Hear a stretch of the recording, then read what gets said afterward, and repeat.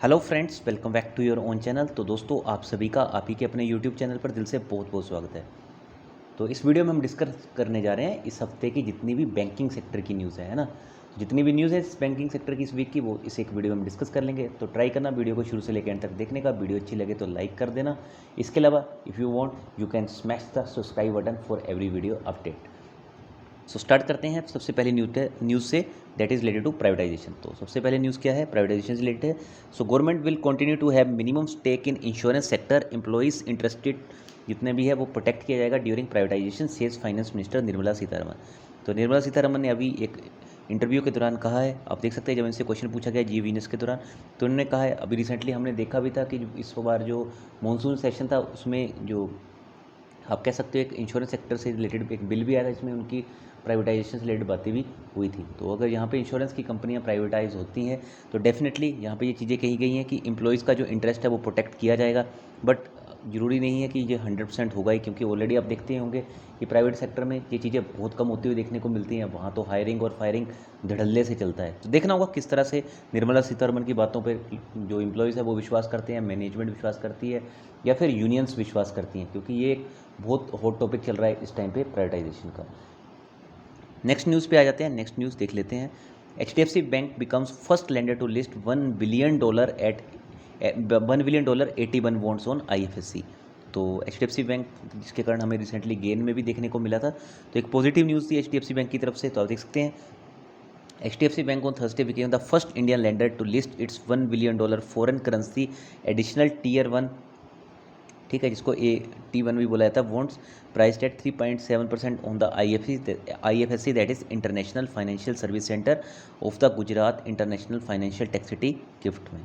तो ये एक पॉजिटिव न्यूज़ थी HDFC बैंक के लिए। तो डेफिनेटली आप कह सकते हैं आने वाले टाइम में ये और भी मूव कर सकता है। तो एक राकेश झुनझुनवाला, आपको पता है इनको बिग बुल भी बोला जाता है, ठीक है, बिग बुल के नाम से फेमस है राकेश झुनझुनवाला जी।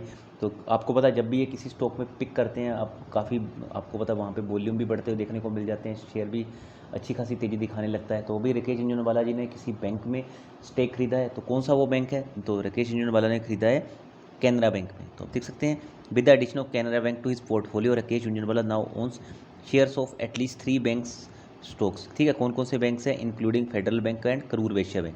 अगर इनमें से देखा जाए तो तीनों में से मैं यही कहूँगा कि मुझे तीनों में से ऐसा स्ट्रॉन्ग नहीं लगता। अभी आप चाहें तो फिर भी बैंक ऑफ बड़ौदा को देख सकते हैं अगर फेडरल बैंक से आपको कंपेयर करना हो।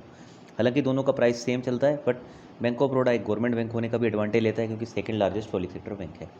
Kotak bank chairman group's will actively seek inorganic growth opportunities in Indian financial service space. तो कोटक महिंद्रा बैंक के चेयरमैन प्रकाश एप्टे जी ने अभी रिसेंटली इनकी जो 36th AGM हुई थी उसमें कहा that the group believes that with sound risk management and strong capital adequacy ratio it is well position to capitalise on the growth opportunity offered by India of the future. तो एक positive news यहाँ पे हमें आती हुई देखने को मिल रही है।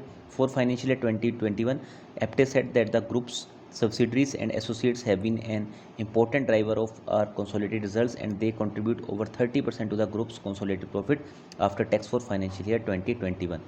तो एक पॉजिटिव यहाँ पे स्टेटमेंट दी गई है कोटक महिंद्रा बैंक की तरफ से। देखना होगा, कोटक महिंद्रा बैंक ऑलरेडी आपको पता है कि जितने भी बैंकिंग स्टॉक है सबसे महंगा जो हायर वैल्यूएशन पे स्टॉक है ये KMB ही है। तो देखना होगा किस तरह से ये और भी यहाँ पे तेज़ी पकड़ता है। बैंक ऑफ इंडिया ने अप्रूव किया है 3000 करोड़ का QIP क्वालिफाइड इंस्टीट्यूशनल प्लेसमेंट, और इसका फ्लोर प्राइस सेट किया गया है एट ₹66.19। तो ये आप कह सकते हैं यहाँ पे कुछ ना कुछ फंड रेजिंग की जब भी बातें आती है तो ये सारी चीज़ें हमें आती हुई देखने को मिल जाती हैं। बट मैं यही कहूँगा, ये जितने भी बैंक्स हैं आप बस इनकी न्यूज़ को फॉलो करते रहिए। इन्वेस्टमेंट के हिसाब से अगर आपको कभी जाना ही है तो मैं यही कहूँगा, अगर पब्लिक सेक्टर में जाना है, first is SBI, second is HDFC, ठीक है, और अगर private sector first is SBI and second is bank of Baroda, ठीक है, और प्राइवेट में जाना है तो प्राइवेट में first is HDFC, second is ICICI, third is Kotak Mahindra, and fourth अगर आपको देखना है तो आप फेडरल बैंक को देख सकते हो, नहीं तो ये तीन ही बहुत हैं। बाकी आप चाहें तो अपना फाइनेंशियल एडवाइजर है उनकी भी हेल्प ले सकते हैं। IDFC first bank AIIMS retail loan book growth of 25% on long term basis. तो IDFC बैंक का ऑलरेडी पैसा आपको पता है काफ़ी सारा वोडाफोन आइडिया में फंसा हुआ है, येस बैंक का भी वोडाफोन आइडिया में फंसा हुआ है।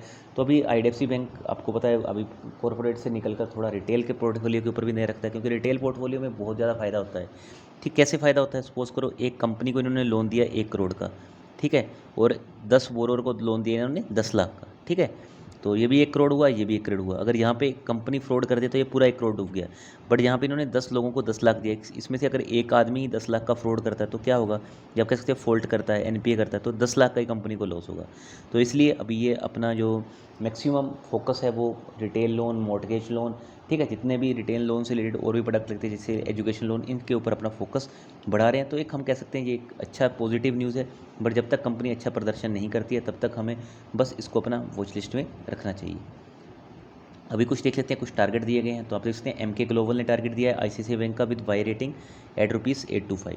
और एक और चीज़ बता दूं, एडीआर क्या होता है, अमेरिकन डिपॉजिटरी रिसीट, ठीक है। तो इसमें हमने देखा था रिसेंटली आईसीआईसीआई बैंक, आपको पता है फॉरेन में भी लिस्टेड है, यूएस में भी, जैसे इन्फोसिस लिस्टेड है, ठीक है, एडीआर में। तो यूएस एडीआर वैसे ही आपको देखने को मिल जाएगा, जैसे विप्रो देखने को मिल जाएगा, टीसीएस देखने को मिल जाएगा, ठीक है। तो ऐसा आईसीआईसीआई बैंक का टारगेट यहाँ पे 825 कर दिया एमके ग्लोबल ने, क्योंकि ये बेसिकली एडीआर में भी ये बैंक ने रिसेंटली 52 वीक हाई को टच किया था।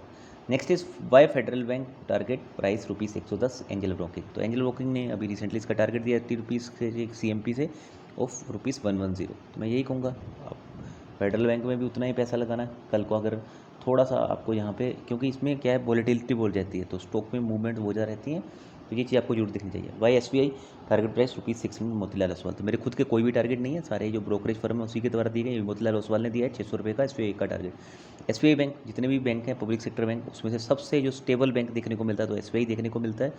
और अगर ये लो करता भी है तो अपना लो ये रिकवर भी कर लेता है। मतलब यहाँ पे आपका पैसा डूबेगा नहीं, इतनी ये गारंटी देता है, क्योंकि गवर्नमेंट का बहुत ज़्यादा इसमें फोकस ऑलरेडी रहता है, और जितने भी डिपॉजिट कासा ये सब इस बैंक को ऑटोमेटिकली मिल जाते हैं। तो चलिए दोस्तों, होप वीडियो अच्छी लगी होगी। वीडियो अच्छी लगी होगी तो लाइक शेयर सब्सक्राइब कर देना।